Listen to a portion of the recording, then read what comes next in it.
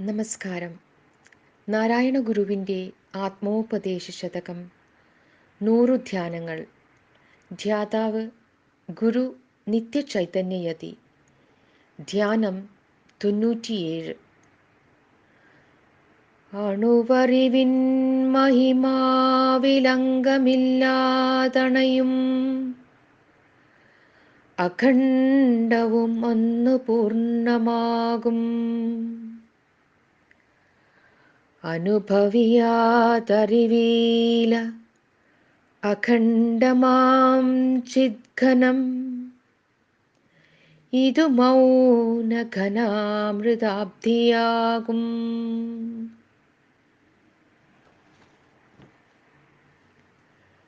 മനസ്സ് അണുവാണ്, ആത്മാവ് വിഭുവാണ്. മനസ്സും സോപാധികമായ അറിവും വേറെ വേറെയല്ല. ആത്മാവും നിരുപാധികമായ അറിവും ഒന്നു തന്നെ. ഇന്ദ്രിയങ്ങളെ പ്രവർത്തിപ്പിക്കുന്നതാണ് മനസ്സ്. മനസ്സിനെ പ്രവർത്തിപ്പിക്കുന്നതാണ് അഹങ്കാരം. അഹങ്കാരത്തെ പ്രവർത്തിപ്പിക്കുന്നതാണ് ബുദ്ധി.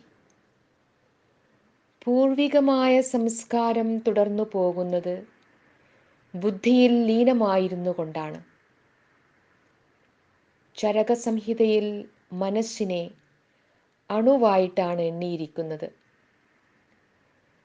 ഭൂതഭൗതികമായ പദാർത്ഥങ്ങളെല്ലാം പരമാണുക്കളുടെ സംഘാതമായിരിക്കുന്നത് കൊണ്ട് സമാനധർമ്മത്തിൽ മനസ്സിന് എല്ലാ പദാർത്ഥങ്ങളുടെയും വൈശേഷികമായ ഗുണങ്ങളോട് ചേർന്നു നിന്നുകൊണ്ട് സോപാധികമായ ബോധത്തെ വൃത്തിരൂപത്തിൽ ഉണ്ടാക്കാൻ കഴിയും.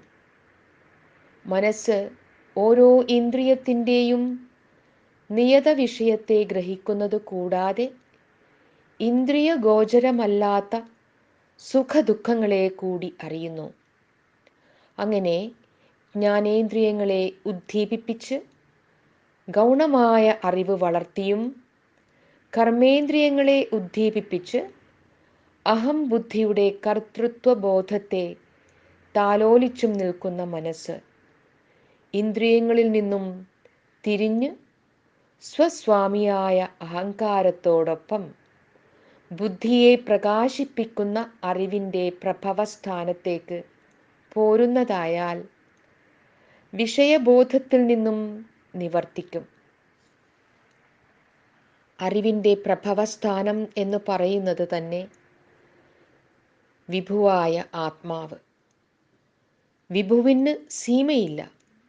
സോപാധികമായ വൃത്തിവിശേഷത്തിൽ നിന്നും മുക്തമായി തീരുന്ന മനസ്സ് അഹങ്കാരം, ബുദ്ധി എന്നീ കരണങ്ങൾ ആത്മാവിൻ്റെ നിരുപാധികതയെ പ്രാപിക്കുന്നതിനെയാണ് അണുവറിവിൻ മഹിമാവിലംഗമില്ലാതെ അണയുന്നതായി പറയുന്നത്. ആത്മാവ് എപ്പോഴും അഖണ്ഡവും പൂർണ്ണവുമാണ്. അതിനു പുതിയതായി പൂർണിമ പ്രാപിക്കേണ്ടതായിട്ടില്ല. എന്നിരുന്നാലും മനസ്സ് വിഷയങ്ങളെ കൽപ്പിച്ചു കഴിയുന്നിടത്തോളം ശോകമോഹങ്ങൾ കൊണ്ട് ഈ പൂർണിമയെ അറിയാതെ കഴിഞ്ഞു പോകും. ഒരാൾ സുഖമായി ഊണുകഴിച്ച് പട്ടുമെത്തയിൽ കിടന്നുറങ്ങുമ്പോൾ ദാരിദ്ര്യം പിടിപെട്ടതായും വിശന്നലഞ്ഞ് തണുപ്പിലും മഴയിലും നടക്കുന്നതായും സ്വപ്നം കാണുന്ന പക്ഷം തൻ്റെ യഥാതഥമായ അവസ്ഥയുടെ സത്യം അയാൾ അപ്പോൾ അറിയുന്നില്ല. ആ ദയനീയമായ അവസ്ഥയിൽ നിന്നും അയാളെ ഉണർത്തിയാൽ മാത്രമേ തനിക്ക് ഒന്നും സംഭവിച്ചിട്ടില്ല എന്ന് അറിയുകയുള്ളൂ. അതുപോലെ മനസ്സിൻ്റെ ഭ്രാന്തിയിൽ നിന്നും ആത്മാവിൻ്റെ മൗനഘനാമൃതമായിരിക്കുന്ന ചിദ്വിലാസത്തിലേക്ക് ഉണർന്നു വരണം. അങ്ങനെ ഒരു സ്ഥിതി സാധ്യമാണെന്ന് അത് സാക്ഷാത്കരിക്കുന്നതുവരെ ആരും തന്നെ അറിയുന്നില്ല. ഓം.